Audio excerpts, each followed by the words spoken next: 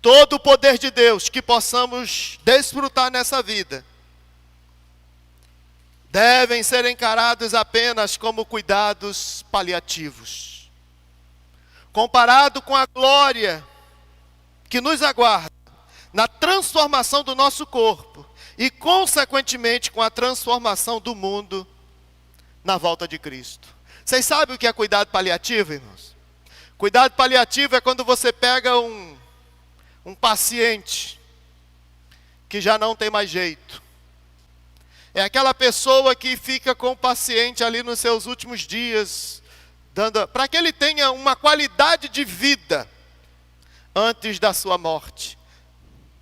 Para que ele seja ali acompanhado, para que ele seja bem cuidado, para que ele seja bem tratado. Tudo que você puder desfrutar nessa vida aqui é cuidado paliativo. Por quê? Porque nós estamos numa situação que nós vamos morrer. Você vai morrer fisicamente. Ah, mas eu quero ver a glória, poder de Deus, cura, milagre. Tudo paliativo, irmãos. Tudo é paliativo. Quer dizer que os milagres que Jesus fez, tudo paliativo. Porque os milagres de Cristo, eles não resolviam o problema do mundo. Era uma maneira de Deus demonstrar o seu poder. Na verdade, o que Cristo estava fazendo? Com aqueles milagres, ele estava mostrando o que ia acontecer no mundo vindouro. Lá sim, não haverá mais dor, não haverá mais doença, você não envelhece, você não morre, você não passa fome, você não chora, você não sofre, você vive no gozo da presença de Deus. Mas aqui nessa vida, por causa da realidade do pecado, tudo é paliativo. Por isso que o texto está dizendo que a natureza geme, a natureza não quer cuidado paliativo, a natureza quer transformação, a natureza quer glorificação. E o apóstolo Paulo está dizendo que igualmente o servo de Deus também geme, pedindo ao Senhor que aquele dia chegue logo, para que ele seja liberto dessa condenação do corpo que está sobre ele, e que ele possa finalmente ser liberto em toda a essência do seu ser e ser completamente transformado. Por isso que ele está tratando aqui que o que sustentava esses irmãos firmes não era a certeza de que eles seriam livrados. Não era a certeza de que o magistrado ia assinar uma sentença libertando eles da prisão. Não era essa. A esperança que eles tinham era que breve Jesus Cristo voltaria.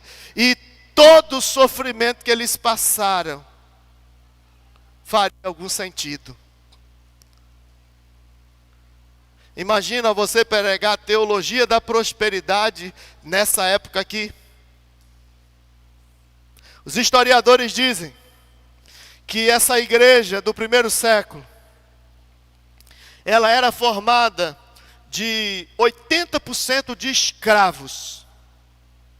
Quem era o público das igrejas de Paulo, de Pedro, de João? A maioria eram escravos.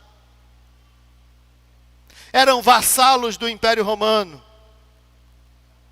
Havia nobres também, mas a Bíblia é clara. Paulo, escrevendo aos Coríntios mesmo, ele diz: veja que não são muitos os poderosos que Deus tem chamado. O próprio Senhor Jesus Cristo, quando ele manda uma mensagem para João Batista, ele disse: vá, diga que os mortos ressuscitam, cegos veem, coxos andam, e aos pobres é anunciado o reino dos céus.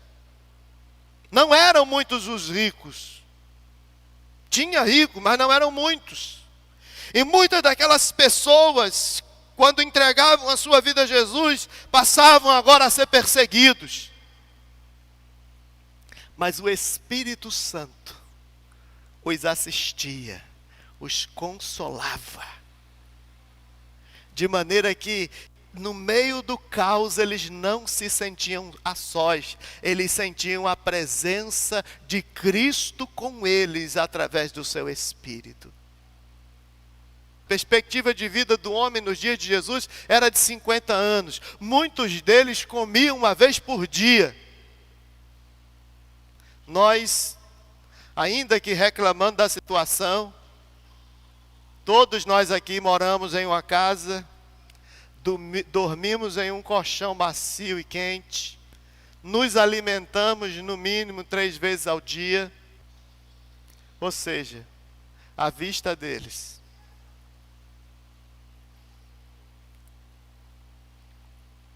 Nós éramos para ser privilegiados, mas eu não sei se a gente tem o privilégio que eles tinham, né? Eu não sei se o nosso privilégio supera o deles, porque eles não tinham nada dessas coisas que temos, mas eles eram cheios do poder de Deus, a ponto de cantarem no meio da tribulação. A igreja hoje se desespera por causa do Covid. Aqueles irmãos cantavam debaixo do chicote, ao som das espadas tinindo, querendo matá-los. Eles cantavam no meio das chamas acesas, amarrados em toras e queimados em praça pública para todo mundo ver. E mesmo assim eles cantavam e glorificavam a Deus. Sei não, irmãos. Vamos continuar.